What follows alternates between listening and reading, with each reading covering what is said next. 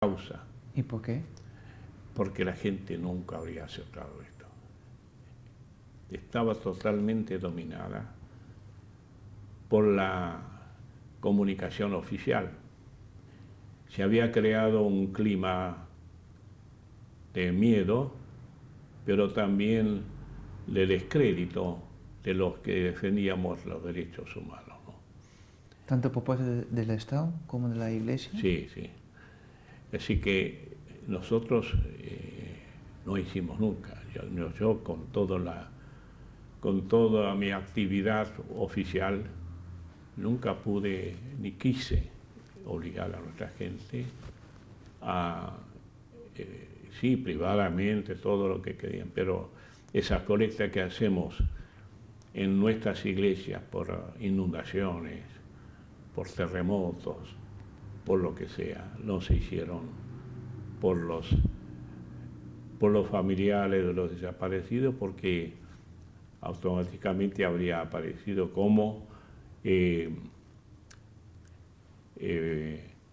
compartiendo la causa de los montoneros, del ERP, de los comunistas, como decían.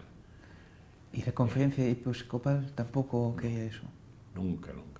¿Se encontraba solo entonces? ¿O? Éramos muy poquitos, ¿no? Yo propuse en la conferencia episcopal, muy al principio, que se instituyera un grupo, una comisión, para abarcar este tema. Incluso proponía que podía ser de justicia, paz, de ecumenismo, de pastoral social, para no crear una nueva comisión. Se sometió a voto, fui totalmente rechazado, ¿no? Se desaprobó totalmente mi propuesta. Entonces, con los que compartíamos plenamente la causa era el monseñor Jaime de Nevares, obispo de Neuquén, luego monseñor Esteban Esaine de Viedma, con los cuales sí, nosotros estábamos plenamente de acuerdo de hacer cada uno en lo suyo lo que era posible. Con el MET y algunas otras asociaciones, organizaciones, hicimos ya al final de la dictadura militar algunas manifestaciones en Buenos Aires.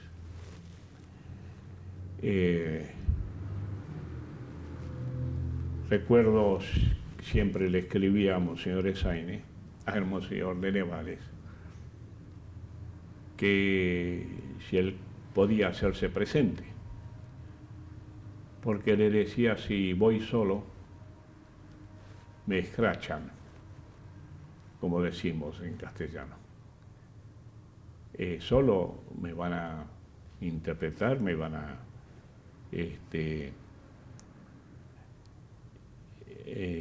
desaprobar totalmente, pero si vos venís, decía, ya somos dos, y es más difícil, ¿no? Por lo menos no estoy tan solo.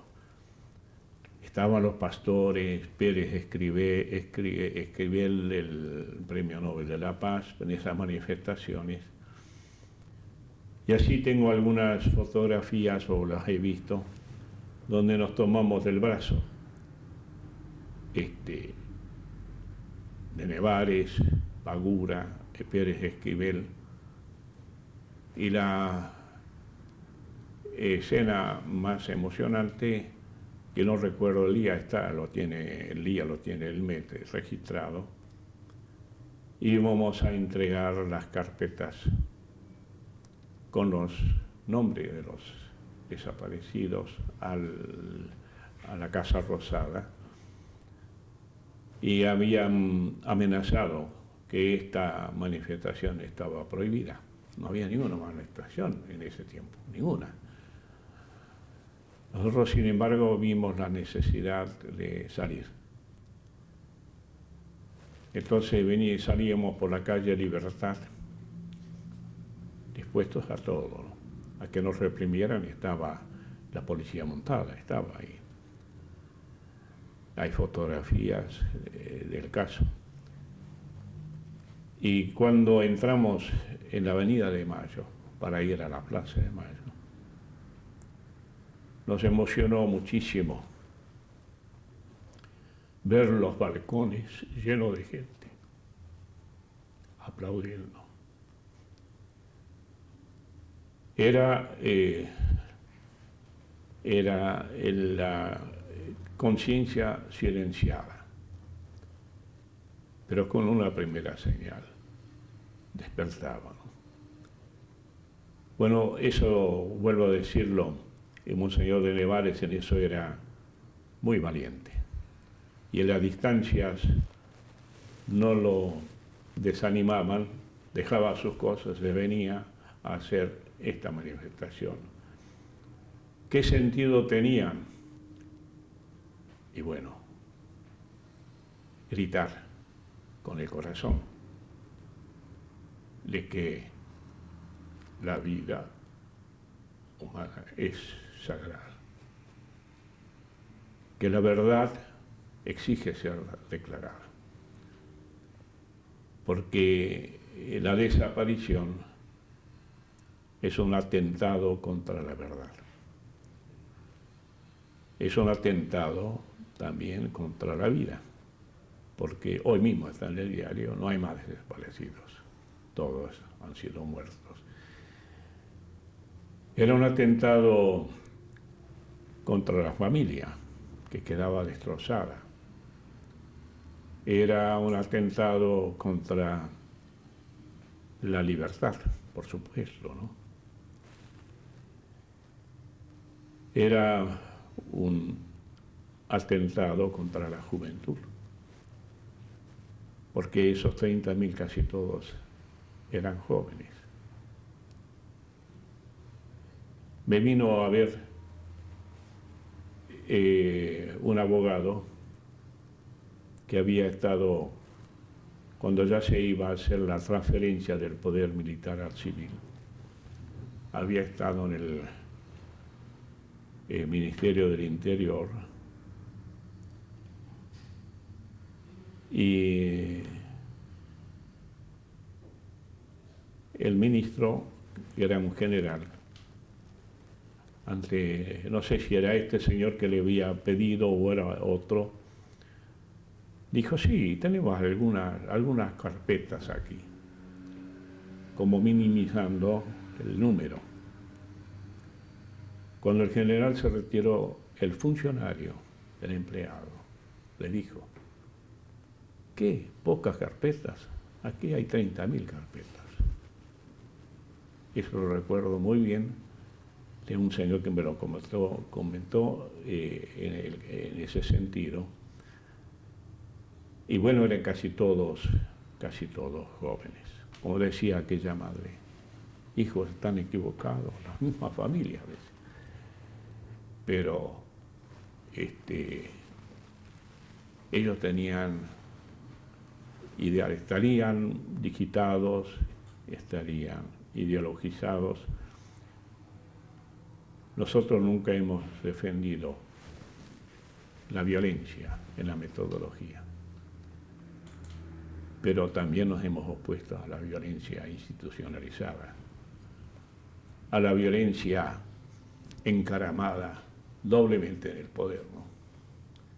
También a esa, y reclamábamos simplemente un trato humano, la aplicación de las leyes de derechos humanos.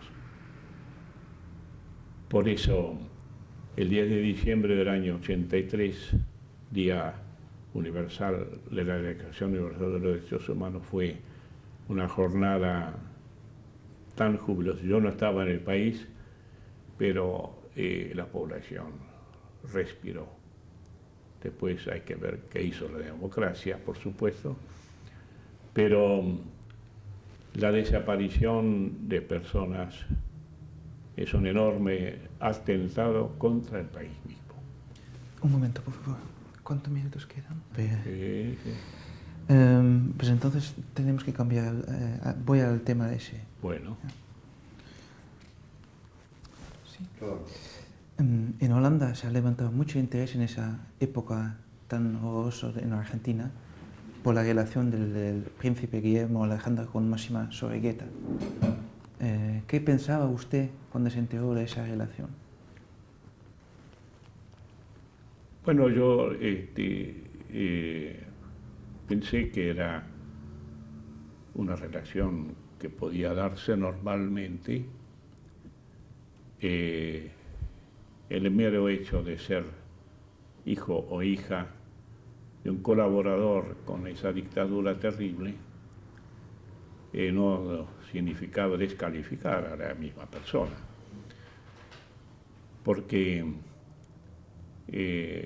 habría que ver, primero, que ella seguramente personalmente no tuvo que ver en acciones de ese tipo. Nació en un hogar, quién sabe hasta dónde comentaban los hechos. En ese sentido, yo no combiné no combiné un rechazo inmediato.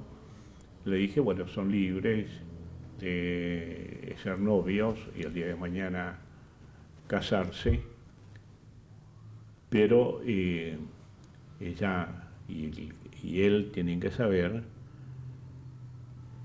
que la colaboración con un régimen no es admisible, ¿no? Tiene que haber un rechazo, por lo menos, de esa colaboración, de esa gestión, porque el ministro de cualquier función sabía perfectamente lo que se estaba haciendo. ¿Y el rechazo tiene que ser de ella o del padre? Ella tiene que tener ideales democráticos de derechos humanos y, por supuesto, tienen que decir, yo eso no lo apruebo. No puedo aprobar que mi padre haya colaborado con un régimen tan determinadamente inhumano, atentatorio contra los derechos humanos. Pienso yo que cualquiera, porque si se atentó contra la dignidad humana, contra la vida, la colaboración en un grado tan eminente como es un ministerio, no podía estar ignorándolo seguramente. No sabría todos los detalles, porque también en lo operativo había sus reservas, pero básicamente seguramente un ministro estaría al tanto del objetivo y de la metodología también, ¿no? Aunque no supieran todos los detalles. Y si Guillermo Alejandro y Máxima se van a casar, ¿piensa usted que él se puede convertir en el rey de Holanda? Estoy un poco afuera del tema, ¿no?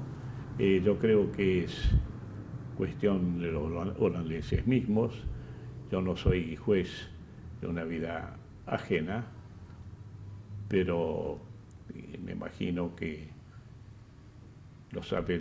ustedes me han dicho ya antes, la encuesta que han hecho, y creo que si se salvan esas condiciones, no hay lo digo muy de afuera, ¿no? Se supondría que hay una exclusión de un sistema como el que hemos tenido y que sería eso lógico que se manifestara, ¿no? ¿Y el padre? ¿El padre puede estar presente en la boda? Nosotros hemos tenido algunos documentos en que decimos conversión y reparación. Hay perdón de Dios ante todo, ¿no? La historia después tiene sus propias leyes en cuanto para ejemplaridad de las nuevas generaciones tiene de que dictaminar sobre hechos pasados y decir esto fue malo, esto fue aceptable,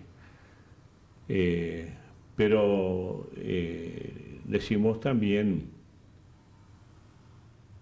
conversión y reparación. El perdón Dios lo otorga a todo el que se arrepiente y al que en cuanto puede repara el daño que ha hecho. Yo creo que eso lo tenemos que decir a los que han estado más directamente o más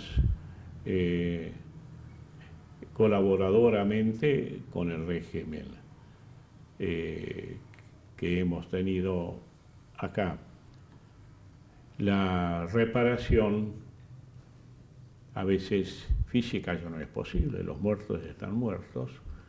Tampoco le achaco al padre de esta joven las muertes directas, sino un sistema que ha, entre otras cosas, metodologías,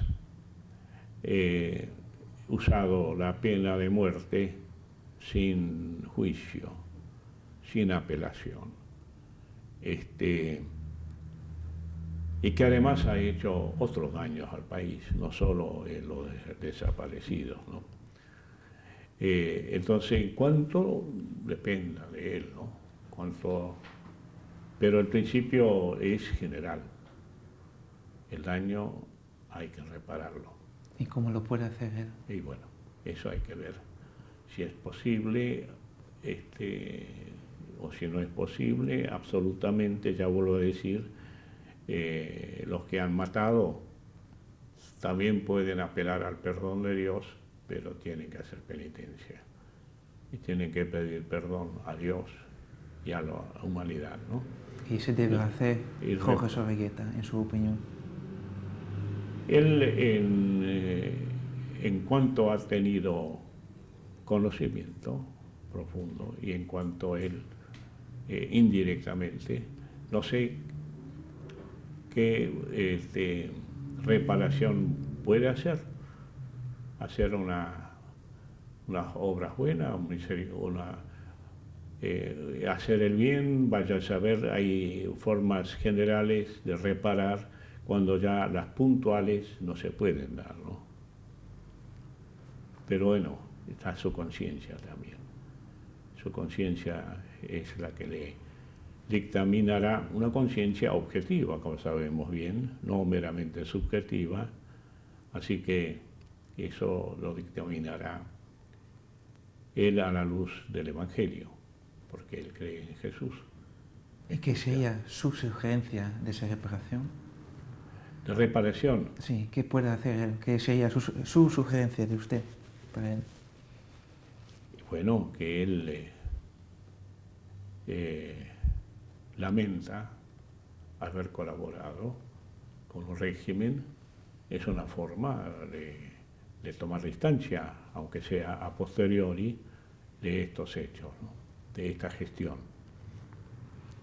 Pero tal vez mi sugerencia es muy imperfecta y habrá quizás otras formas, ¿no? ¿No sería un poco cínico que se convierte un exministro de Videla en el suegro de un futuro rey?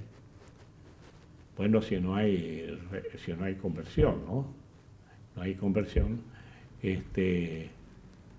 pero esperamos siempre lo mejor, ¿no? La recapacitación, la reacción. Dios nunca se cierra al que necesita perdón con tal que reconozca su pecado, ¿no? Su error por lo menos.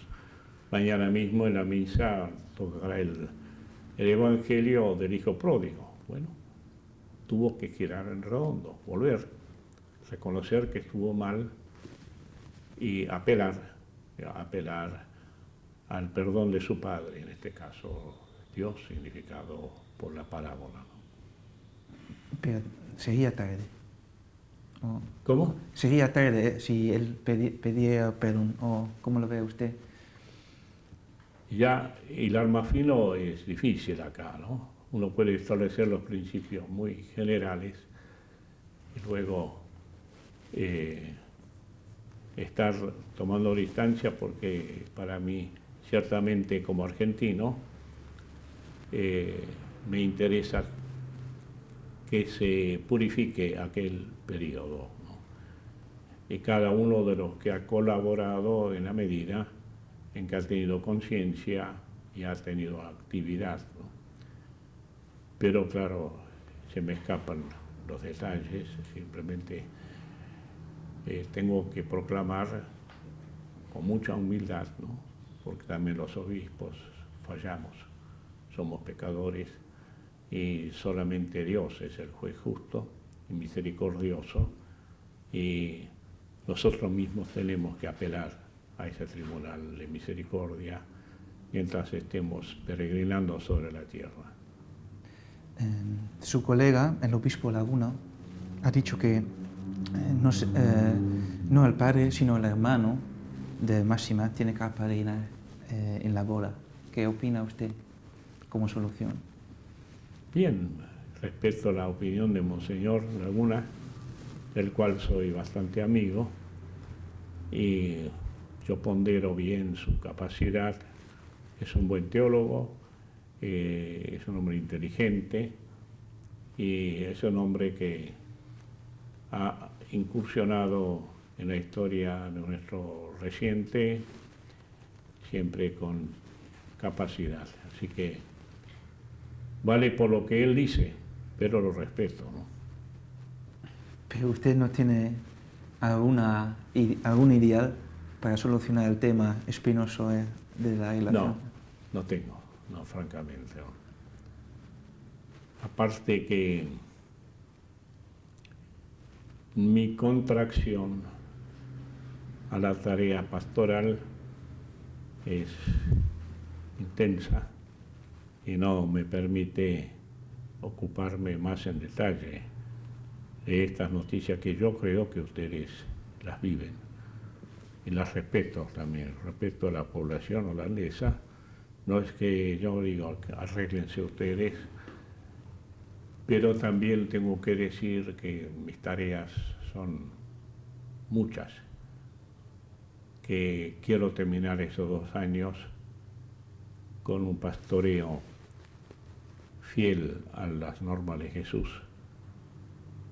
conocer mis ovejas, mis fieles, brindarme para ellos en la predicación del Evangelio y recibir constantemente a los que acuden a mí. Hoy tuvo un padre cuyo hijo lo han tomado falsamente por un criminal y está en una cárcel de alta peligrosidad.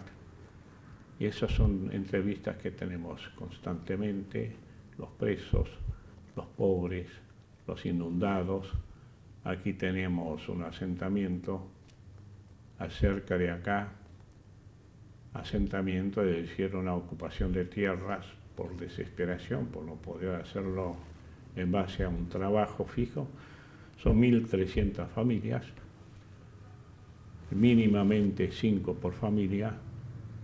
Bueno, estas son mis preocupaciones y tantas otras por el estilo. ¿Qué aconsejaría a sus colegas holandeses, que supongo que ellos sí tienen la preocupación de qué hacer con esa relación?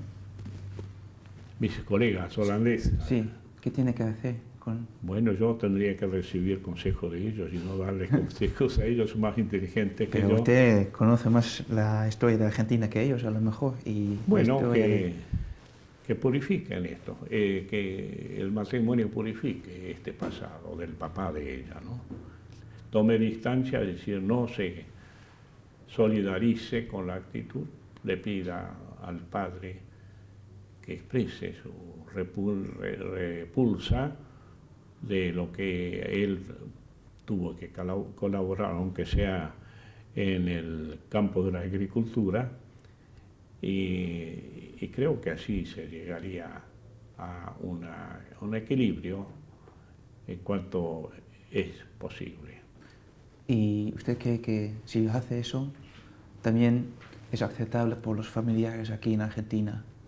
Que... Va a ser muy difícil porque la emoción es tremenda. A nuestros familiares, hay familiares que han perdonado, ¿no? De corazón, pero a otros les cuesta muchísimo, y no hay que entender que es por falta absoluta de sensibilidad cristiana. Simplemente la emoción arraiga profundamente en el corazón, y si la herida se ha cicatrizado, queda como cicatriz y tal vez está supurando todavía. A los familiares yo los respeto, los he acompañado humildemente y he hecho poco por ellos. En lo poco que he hecho he tratado de hacerlo de corazón, pero no sé, eso ya sería distinta la reacción, me parece, hablando muy genéricamente. Pero a mis colegas holandeses, bueno, con todo el respeto, en cuanto a ellos tienen que intervenir algo de ahí como opinión, que vean que se apliquen los principios evangélicos, ¿no? En este caso. Y a la población holandesa, a la nación, a la noble nación holandesa, les deseo felicidad en todo y que este tema tenga una salida que sea para bien, para alegría de toda la población. ¿Y usted cree que el señor Sorogueta puede tomar como ejemplo la declaración de los obispos argentinos del año pasado, en lo cual piden perdón? Tiene que pedir, sí, todos tenemos que pedir. Hemos pedido perdón los obispos, entonces también yo creo que es muy importante que los jefes, los mayores jefes del gobierno del año 76 en adelante, como sus colaboradores, expresen un pedido de perdón. Creo que sí, cae de su peso. Es el mínimo que pueden hacer por las víctimas. Claro, exactamente, ¿no? Necesitamos.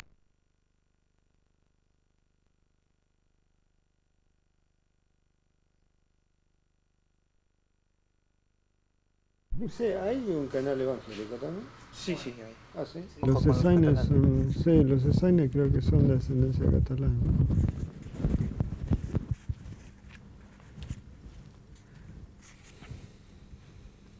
Bueno, ok. Sí. Vamos.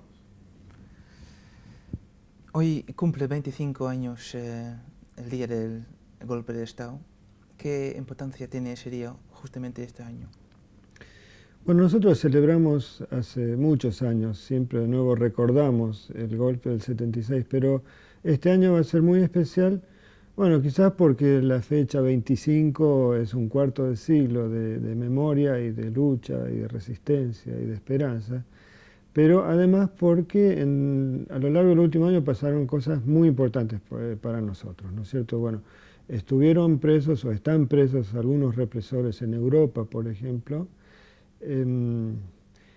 pero también el último fallo de un juez argentino, del juez Cavallo, que anula efectivamente la ley del punto final y la obediencia debida, para nosotros nos da una gran esperanza. Hay otro fallo muy importante de la Argentina que permite que todo argentino pueda acceder a la justicia exigiendo saber lo que pasó con cualquier otro argentino. Esto abre una posibilidad muy grande de lo que venimos pidiendo hace 25 años, saber la verdad ¿no es cierto? Y dentro de lo posible, llegar a tener un atisbo de justicia en un país donde nosotros creímos y seguimos viviendo una impunidad muy grande, ¿no es cierto?, en relación con el genocidio del pasado, pero también, como creemos, con el nuevo genocidio de este modelo económico, que están relacionados los dos, ¿no? ¿Qué son sus propios recuerdos del periodo de la dictadura? Bueno, yo llego al tema de los desaparecidos puntualmente por el trabajo con los refugiados chilenos.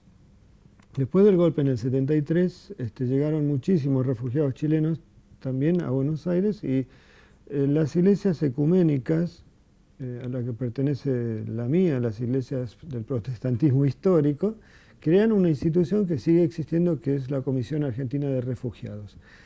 Y entre los primeros desaparecidos figuraron los refugiados chilenos, que estaban en los hogares, en los refugios de nuestras iglesias. Entonces, mi primera experiencia personal fue, yo fui delegado a la Asamblea del Consejo Mundial de Iglesias en Nairobi en 1975, y a raíz de esto fui a visitar uno de los hogares, un hogar de nuestra iglesia, y me encontré con una cosa extrañísima, que cientos de refugiados chilenos me contaban una historia que era incomprensible, que si ellos salían del hogar a la calle, no volvían, desaparecían, ¿no? Ellos me dieron una carta que yo después pude leer en Nairobi, en el plenario de la Asamblea General del Consejo Mundial de Iglesias, donde entiendo que fue la primera denuncia que ellos mismos, los refugiados chilenos, hicieron sobre la desaparición de personas. Esto fue en diciembre del 75, o sea, antes del golpe, ¿no? Bueno, desde ahí el tema nunca más me soltó, ¿no? Mi experiencia, yo estaba haciendo el doctorado en Hamburgo, en Alemania, y después del golpe en la Argentina, un día voy a la Facultad de Teología, donde estaba estudiando, y me encuentro con un escrito en la puerta que decía: ¿dónde están Klaus Zischank y Máximo Wettengel, desaparecidos en la Argentina? Esto era justamente abril del 76. Bueno, Klaus Zischank había sido un compañero mío de chico, que yo no lo había visto más. Después me enteré que entre muchísimos otros, 30.000, desapareció una catequista de mi primera parroquia, donde yo había estado en Paraguay, una chica del grupo de jóvenes mío, que estudiaba obstetricia en La Plata y que desapareció en relación con la Noche de los Lápices. O sea, ella era de un centro de estudiantes y desapareció junto con los otros chicos de la Noche de los Lápices. Entonces se empezaron a mezclar las historias objetivas del país, de mi pueblo, con datos personales, ¿no? En lo personal, bueno, mi señora, que es abogada y es alemana, y nosotros volvimos de Europa, yo volví en el 78, tengo algo que a nosotros nos unió mucho como matrimonio, como familia, que ella ingresó enseguida a trabajar al MET, a este organismo, y bueno, nos marcó la vida en una forma realmente muy, yo diría, excepcionalmente positivamente, ¿no? Encontramos, además de lo que le significa a uno tener una familia, encontramos en esa familia realmente una meta en común que ahora vemos que nuestros chicos siguen también, ¿no? En ese sentido yo digo, los desaparecidos para mí son parte de mi vida esencialmente, porque a mí me hicieron crecer. Ellos no estarán físicamente, pero yo siento que todos los que participamos en todos estos años, de alguna manera de esto, que fue una apuesta siempre y es una apuesta a la vida, ¿no? Nosotros no estamos recordando muertos, sino estamos celebrando la victoria de todas esas vidas que quisieron hacer desaparecer y que yo creo que están brotando como verdad, como memoria, como esperanza, como lucha por un país más digno, por un país sin desocupados, con hospitales dignos, con chicos, con escuelas dignas. Esa es la presencia, ¿no? Yo creo que nos dan fuerzas y así están con nosotros, ¿no? En Holanda se ha levantado mucho interés en esa época de la dictadura en Argentina por la relación que tiene el príncipe con Máxima Sorreguieta. Sí. ¿Qué pensaba usted cuando se enteraba de esa relación? Sí, en un primer momento a mí me sorprendió porque tengo que decir que estamos un poco desconectados de lo que pueda estar sucediendo en la familia real de Holanda, ¿no es cierto? Y que nuestros temas tan del tercer mundo tengan que ver con una encumbrada familia como los de Nassau es sorpresivo. Pero por otro lado no sorprende porque obviamente los países europeos tienen relaciones con todo lo que nos pasó. O sea, yo acompaño desde hace muchos años, nuestra iglesia acompañó desde un comienzo a los familiares de desaparecidos alemanes.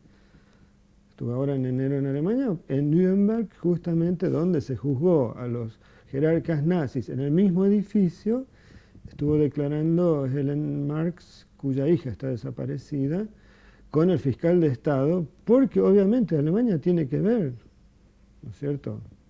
Estados Unidos tuvo que ver, Alemania tiene que ver, Francia. Hay desaparecidos de estas nacionalidades en nuestro país. Entonces, el tema de que de golpe un país que para nosotros puede estar tan alejado como Holanda tenga que ver con nuestra propia historia, sorprende en un primer momento, pero después es muy lógico. Y yo me da la impresión de que en general el público, la ciudadanía en Holanda debe estar preguntándose, pero ¿qué hizo el señor Zorroguieta, no es cierto? ¿Qué hizo él personalmente? ¿Él mató a alguien? Y yo creo que es importante que la gente en Holanda pueda entender que no se trata en un gobierno dictatorial de lo que pueda hacer puntualmente una persona o lo que se pueda demostrar, porque la característica en la dictadura argentina fue que justamente hasta el día de hoy no podemos demostrar casi nada, porque todo fue hecho en forma absolutamente clandestina. Los grupos de tarea que entraban a la casa de uno con ametralladoras venían con la cara tapada y no decían si eran de la policía o si eran de la armada, sino que actuaban de noche y en forma clandestina. Los desaparecidos estaban encapuchados y estuvieron los que sobrevivieron meses y meses encapuchados sin saber a dónde habían estado. Todo lo que la dictadura hizo hasta el día de hoy negó haberlo hecho. Realmente no hay un solo funcionario importante que haya estado dispuesto de alguna manera a aclarar lo que hicieron, ¿no? Entonces nosotros tenemos que decir, si los militares argentinos, si los políticos, si los economistas, si los grandes terratenientes, como el papá de esta chica Máxima, hubieran estado dispuestos a decir, mire, vamos a decir claramente lo que pasó, ¿no?